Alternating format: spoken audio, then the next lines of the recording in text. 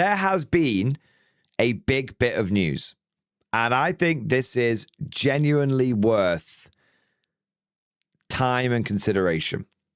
And I think that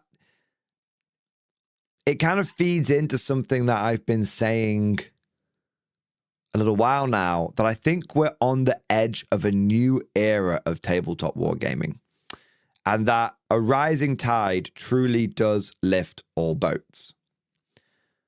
So the big news is that Warlord Games has now grown to the point where they feel comfortable opening up a new hobby store.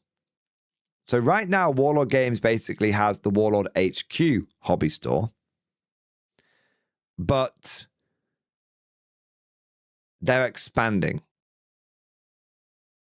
And this is pretty fucking big, because Warlord Games has been around for a little while now, and they've always just sort of had their own hobby shop in their HQ. And to be fair, Warlord Games was in a different HQ before their current one. So they've gone from just being an office to having one store in their HQ. And now they're getting a second store. Now, you might think, oh, Mordian, it's just opening up a new hobby shop. Hobby shops open up all the time. I think that's fair. That's a fair observation. But I also think it's pretty fucking big that Warlord is opening up a new store. Because it shows success. It shows growth. It shows confidence. They are stepping forth further into the world. And previously, there was basically only two kinds of store. There were games workshops and there were independents. Well, now that's three. And what's really interesting as we read this article is that this is hopefully the first of many. And we'll see where it goes. We don't want to jinx it. The future is uncertain, even if you're a psyker like me. But this is really, and this is a milestone moment. I think it's a milestone moment. And I think it feeds in with other things that I've been saying for a little while now about Warlord, which is they are stepping up their game. Like, Warlord Games has always been a company that I've had my eye on. It's always been a company that I've been aware of. It's always been a company which I think have done, a decent job. But they're not a company which is perfect with no faults and anything like that. But they are a company which seems to have, in the last 12, 24 months, stepped up. And this, I think, is part of that stepping up. And it is important to remember, everyone sees GW as the big dogs, right? But it's important to remember that all of the OG GW people that you could argue made the company what it is today, built the foundations of the company today, the foundations which that GW still rest on, was everyone who did that is now works at Warlord Games. The person who wrote Warhammer 40k works at Warlord Games, Rick Priestley. The people that one rule.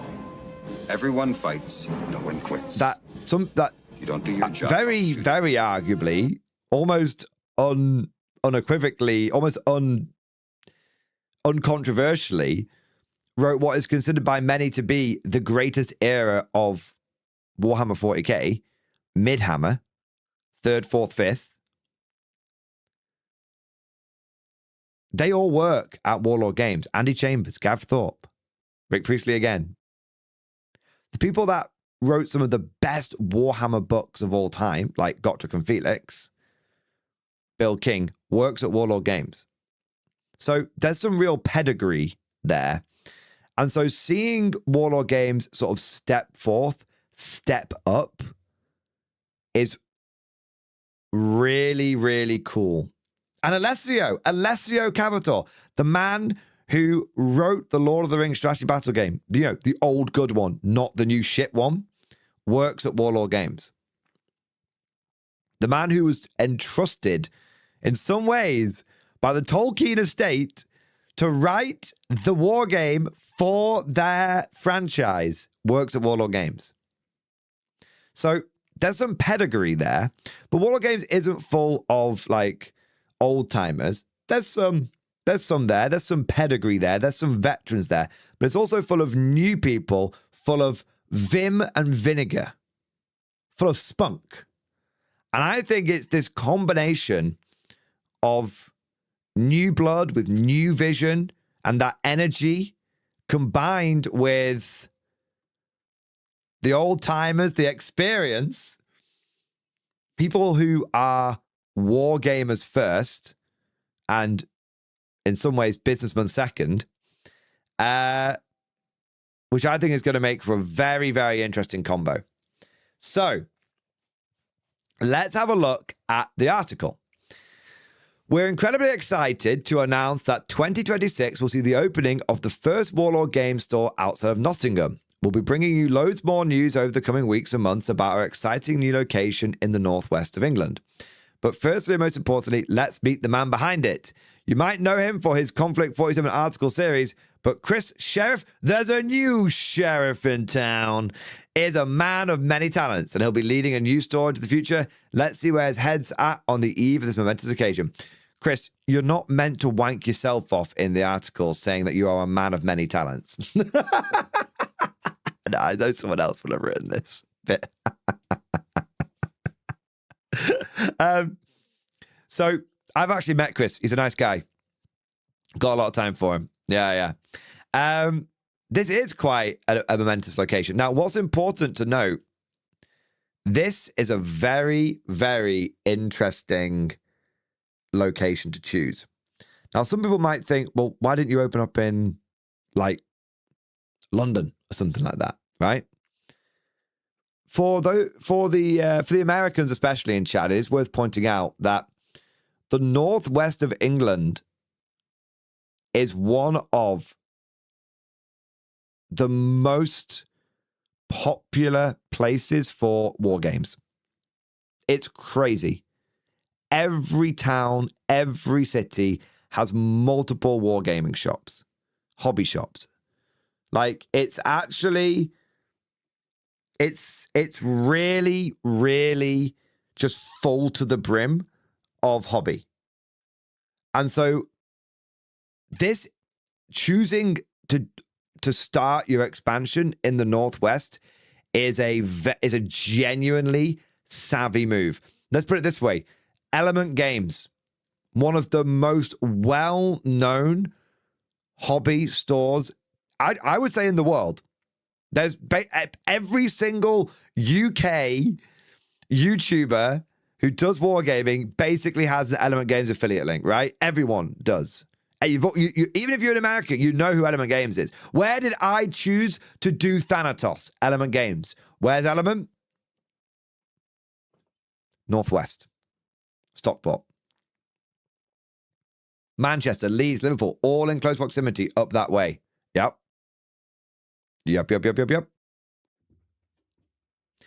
So choosing to do it in the Northwest, it shows they've done their market research. And see, leveling up, stepping up. It's a good place to put it. So Chris, I've been around this hobby a long time and across a lot of different phases in my life, from playing casual games at my local club to traveling for events, running tournaments at huge conventions, and even creating content to help people start their own journey into the hobby. With all of that time spent, be it in the UK or North America, The one thing that has stood out to me the most is that the hobby grows when people have a place to gather. Very, very true.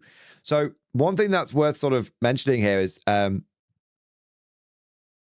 recently Trench Crusade, and I know this isn't about Trench Crusade, but recently Trench Crusade announced they were going from like 3D printing and STLs to plastic. And a lot of people gave them shit for that, but I actually thought it was a very good move and I supported it. And the reason why I supported it is because it's the right move for them to do if they've grown to the point where everyone who's likely to 3D print their stuff has basically started doing that, right? When you go to plastic and have boxes, it means you have presence in stores. Having presence in stores is really, really important, because if you're just basically something that people play online on TTS or 3D print in the comfort of their own home, that's great, but you don't have the same presence as people playing it in stores. Because the way that your game grows is someone walks into the hobby store and sees a box on the shelf and goes, what the fuck is that?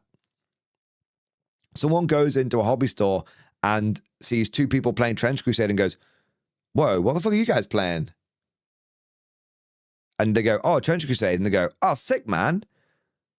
Are those the 3D printer stuff? And they go, oh, no, they're the plastic minis. You can buy them right now. And literally people will see that and go, do you mind if I just like watch you guys for like a minute? And they're like, yeah, sure, man, no worries. Because these the two guys that are playing, I want more people to play with. And he'll see the game play and I go, sick, I'm going to go buy that box. I see that all the time. All the fucking time. The number one way that war games spread is war gamers seeing it being played. This is why battle reports are the best free advertising in the world for any company. When you decide if you're going to play a game, what's one of the first things that you do? You look at battle reports. When you decide if you're going to play a video game, what's one of the first things you do? You go and look at, you don't look at the gameplay trailer. Fuck the trailer. You go and find someone who's playing it and you have a look at it. Project Zomboid, random game top of my head, is a game which basically entirely spread and became as successful as it did for a time because people saw people playing it online. And Let's Plays and Role Plays of Project Zomboid were unbelievably popular. Were actually better than playing the game itself in some ways. Yeah. Ed Scar, we've had a lot of attention when we play K47. Lots of 40k players coming over to have a look, and lots of other general nerds thinking it's cool and joining us. Exactly. Exactly. So opening up a store is really, really important. Getting your products on the shelves of stores is really, really important. Yeah.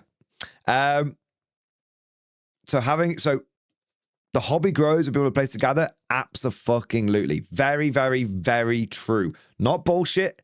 Actually coming from someone who clearly has experience. It's not a marketing, it's not manufactured hype. It's not marketing, it's just true. That's something the HQ store in Nottingham proves every time I'm there.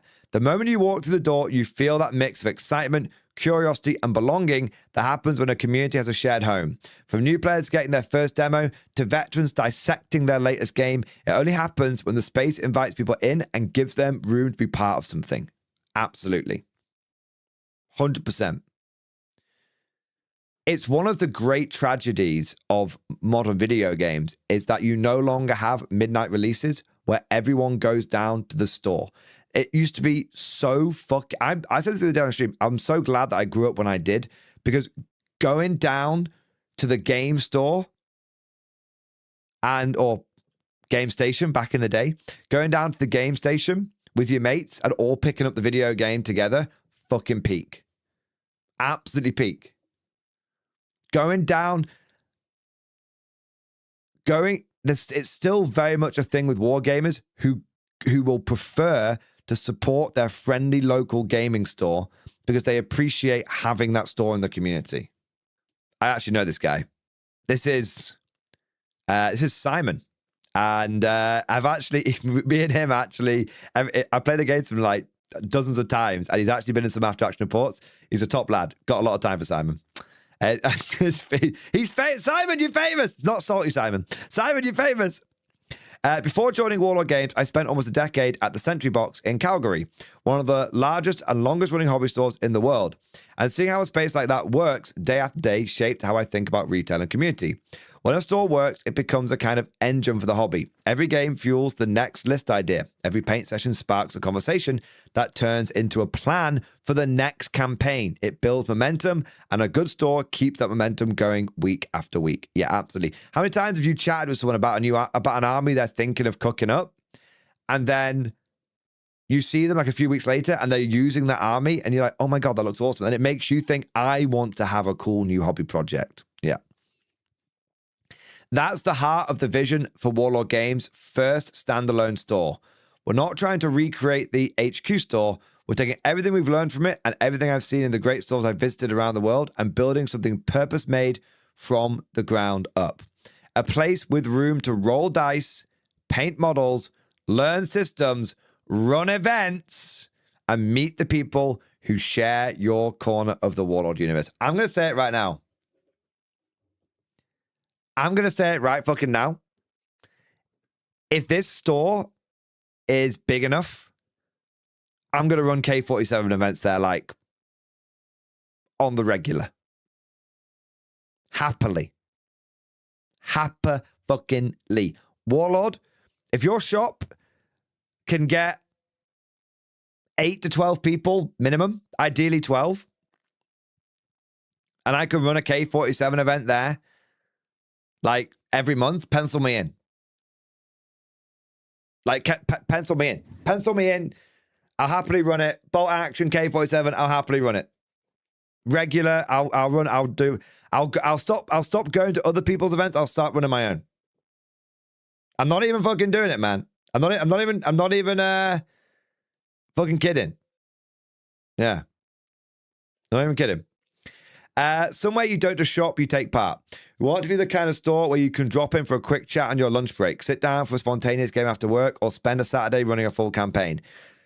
A store where new players feel welcome, returning players feel at home, and the community has a home that supports every part of the Warlord hobby. Whether you're painting the line infantry, yes! Pushing tanks for action, or experimenting with tech and Conflict 47.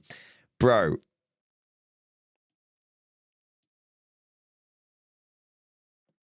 It feels... Now,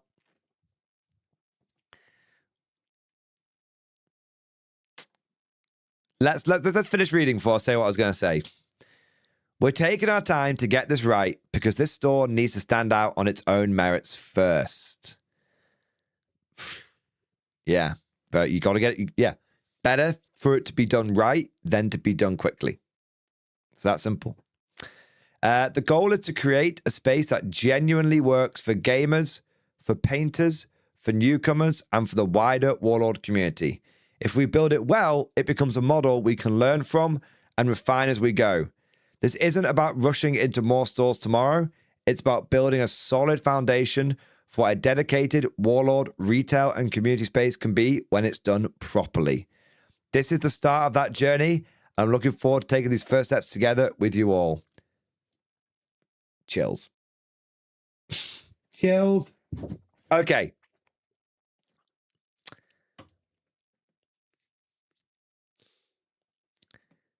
This is what I've been talking about, boys. This is what I've been talking about. The world is healing. Wargaming is healing. This is what I'm talking about when we're starting this new age, right? The age of like corpo slop. That's not how you do things anymore. It's kind of well established in a lot of wargaming circles that Games Workshop stores are a bit of a meme. They're a bit of a joke. That Games Workshop doesn't want you playing games in their stores. The only time that people get to play in Games Workshops is basically if they get to play the intro game, which is like set up, or if they're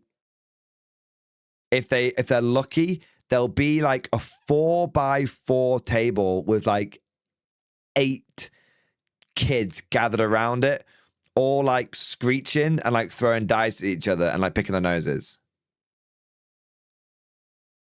There's basically like one little table, one demo table, and then like a little painting place to do like painting lessons.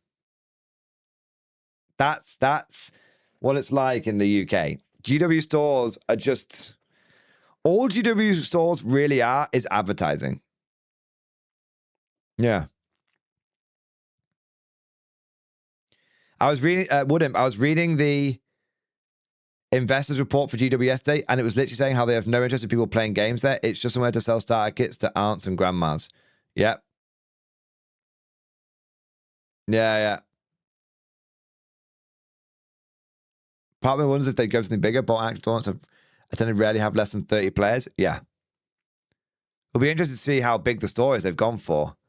Like, you don't want to go too big. Like, honestly, to run a regular RTT, like, you want to be able to do 8 to 12 players, which is like, it's small and it's intimate, but I've been to loads of old world events and loads of bolt action events, one dayers, where just having like a dozen people it's fine. It's not just fine, it's good.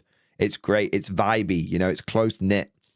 Like, you either want quite small, close knit events like that, or you want like big mega ones, 30, 40, 50 players, and even more than that with like, if you go to like 40k, like Super Mage and stuff. Yeah. Yeah. But I really like this, and what this reminds me of is how GWs used to be. 10 years ago, a little bit longer than that, 12 years ago, just over a decade ago, my go-to store was my local GW. They had multiple big tables. There were 2 staff minimum in there on the busy day. There were 2 staff minimum in there every day, 3 staff on the busy weekend days. There was the manager there, and there was the guy. There was the one guy who got the black jumper, and the 2 guys that got the blue jumpers. Right, and they ran campaigns in there. They ran they ran an event which was like, everyone gets one. You obviously had to buy it; they didn't give them out, but buy one battle force, as they were called back in the day, and there were no points limits. It was the army was how much you could just scrape out of that single battle force. That's what you got to run. And there was a local guy there who won it because he turned all of the sprues into sentinels. He built like 4 sentinels out of sprue. So he had like more points than everyone. And it was only for like a day. It was like, hey, buy this at the beginning of the month, end of the month. You know, we're gonna have like a bunch of like the 2 big tables are gonna be like 4, you know, are be broken down into like 4 smaller tables. And we're gonna have like, you know, so we can have like 8 people playing at once. And we're gonna do like a bit of a round robin and stuff, and everyone gets a chance to like battle it out. So cool. So cool. Yeah. So, and obviously, I don't know if Warlord's going to have multiple staff with this one. This very well may start out just being like a 1-staff store, which, you know, makes sense if they're, you know, if it's a big investment going for a store. You know, you start off and you build on it, right? That's the important thing. You know, it's going to start off as a store, and hopefully we can see it, you know, grow and evolve. Of course, it's a journey. It's a journey. It's not a cash grab. See, this is one of the things that I like to see when they're talking about it being a journey, not a cash grab. Yeah. So I like this. I think it's really good. And I think the mentality behind it is Wargamer first. It's, well, not necessarily Wargamer first. This is obviously a business decision. Let's get down to brass tacks. This is about making money. Of course. And that's what it should be about. But it shouldn't be about making money at the expense of it being about wargaming. It should be yin and yang. It should be, this is about making money, but this is about making money whilst being wargamer-led. And the language that's being used here is very encouraging to me. Very, very encouraging. I am very, very excited to see where this goes. And I'm very, very, and I will be, if at all possible, I will be there on opening day. And if at all possible, I want to run events here on the regular, whether it's once a quarter, once a month. Yeah. There you go. That's it. I'm excited. I'm excited. And this is part of this new era that I say we're entering, but there's more. There is more. You heard me. There is more. But this is the first bit I wanted to highlight. Yeah. There you go. What do you guys think? Give us your thoughts. Let us know. I'm excited. I think it's a big deal. And I said it at the beginning, I'll say it again. This isn't just about, this is about glazing Chris. Thank you for the support, man. But this is about seeing the bigger picture. A rising tide lifts all boats. Wargaming is on the rise. But despite what Games Workshop may think, they do not have a monopoly on wargaming.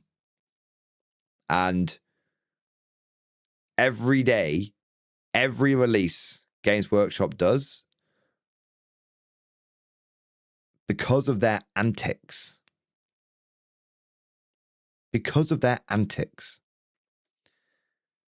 more and more people get pissed off.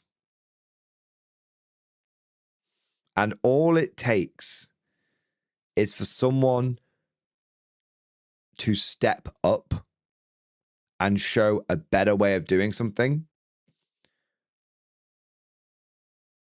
for things to change. Maybe this will just be one store. And maybe it'll be a fun little, like, oh, cool, Warlord's got an extra store up in the Northwest. Cool, you know? And maybe it'll just sort of pootle along, being an extra store, having a great time, all that good stuff.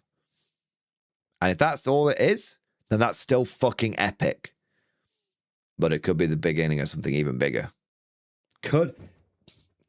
Let me tell you something. 2-3 months ago, when I started talking about Conflict 47, everyone told me to shut the fuck up. And I said to you guys, I think this is the beginning of something big. I said to you guys, I think this is going to be bigger than anyone expects.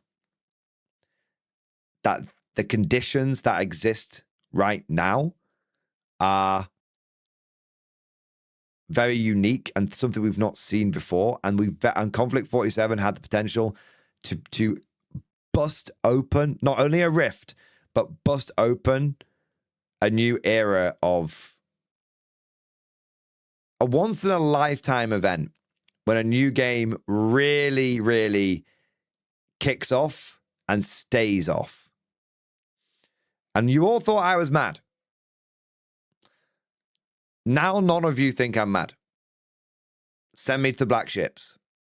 Right? Well, I think it's very early to tell. I think it's very, very early to tell. But I think this has the potential to be the beginning of something really big.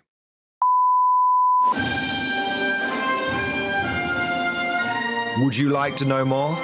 If so, then please consider becoming a channel member or patron. By supporting the channel, not only will you be doing your part, but you'll also be helping me create more content for your viewing pleasure and unlocking a whole host of perks. You get everything from a badge next to your name, custom emojis, but the big one is access to the Mordian Glory Discord server, an online community with almost 2,500 active members. It's always popping off in the MG Discord. We've got channels for army lists, hobbying, tactics, stories, and even a pretty spicy meme section as well. For all you greenhorns that wanted to see the Mordian glory hole, today is your lucky day.